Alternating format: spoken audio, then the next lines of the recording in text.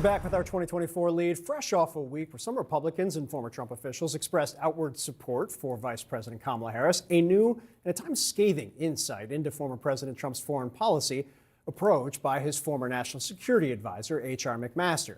In his new book, At War with Ourselves, he writes Trump, quote, administered long overdue correctives to a number of unwise policies. But McMaster also noted Trump suggested outlandish ideas like bombing drug cartels in Mexico or taking out the entire North Korean army. McMaster also said this today.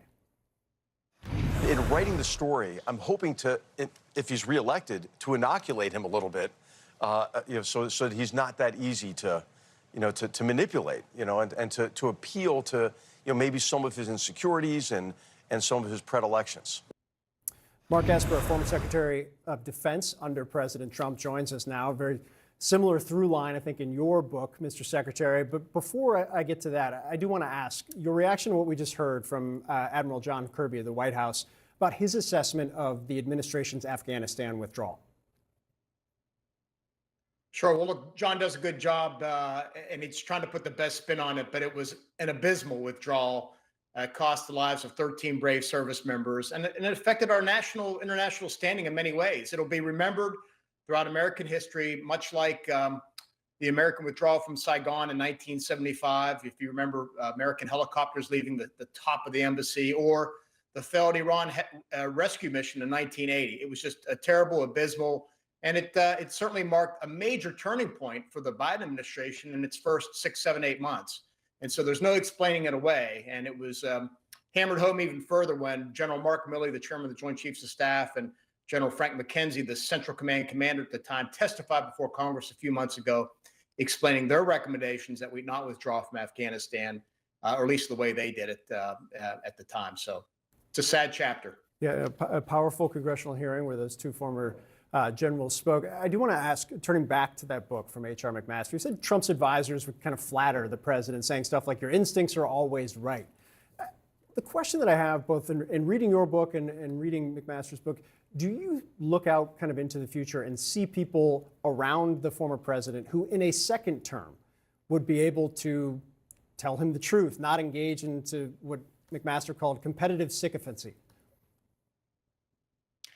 Yeah, I like that term that HR wrote. I think it's a very good term. Look, there are people out there who are certainly competent. The thing is, Trump has learned from his first time in office. He's going to only choose people who are loyalists and who will tell him what he wants to hear. And this is why, in many ways, HR's experience in year one of the administration is very different from my experience in years 3 and 4.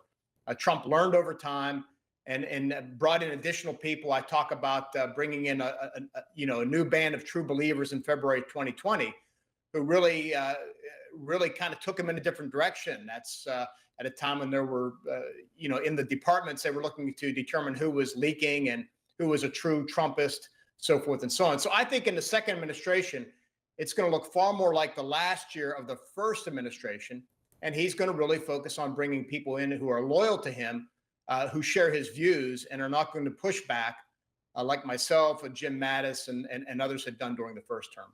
One of the questions I've had over the course of the last couple of weeks is you've been very upfront that you would not support the former president in this election. Do you think we will hear from more of your former colleagues as we get closer to November? No, I don't think so. I think at this point in time, there's been 2 or 3 of us that have spoken out, myself, John Bolton, John Kelly, that we won't support the president. But I think it's baked in at this point in time. While many have not come out and have sat on the fence and not said anything, I think half of the original cabinet have not come out and spoken in support of Trump. So that speaks volumes as well. So I think we'll see what we see going into the final 70 days now at this point.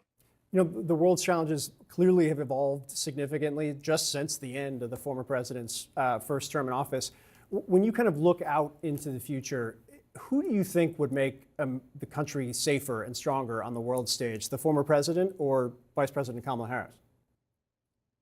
Well, I've said on many occasions, I don't think President Trump is fit for the office. To me, I set a bar that says character counts. To me, that's what I look for first and foremost. And then secondly, I look for somebody who can unify the country, who can heal the wounds. People often ask me, what are the greatest threats facing our country today, and they expect I will say Iran or Russia or China, but it's not. It's political extremism coming from both sides of the political aisle, that's really breaking down our politics and making us unable to take tough decisions, whether it's addressing the budget debt or solving the border crisis or standing up to China in a much more effective way. So I think we have to fix ourselves at home first. And so I don't see Donald Trump as able to do that. Now, look, H.R. McMaster also writes, correctly so, that Donald Trump had a number of failures, but he also had a number of successes as well. I thought the major shift on our national defense strategy toward China was very important. And it's bookended at the end of his term with the Abraham Accords. So, but again, to me, integrity matters, character matters, and that's what I look for first and foremost in our leaders. Just real quick, because we're out of time, but you said a couple months ago you weren't quite there yet on President Biden and supporting him, since you won't support the former president. Are you there on Kamala Harris? You know, I said that the first party to pick a next generation leader will have a clear advantage, and I think she's shown that over the last several weeks. I've liked her messages with regard to unifying the country. I like the positive, the joy of her campaign, which stands in stark contrast to the Trump administration. But what I'm looking for now, and I think a lot of Americans are, or at least disaffected Republicans, Reagan Republicans like myself, is I want to see her come to the center more, kind of reach out to that large mass of us in the middle who are looking for more common sense, practical policies, not driven by the wings of the party. So that's what I'm waiting for. I got 70 days, and we'll see how it goes from here till then. Secretary Mark Esper, always appreciate your time, sir. Thank you. Thank you, Phil.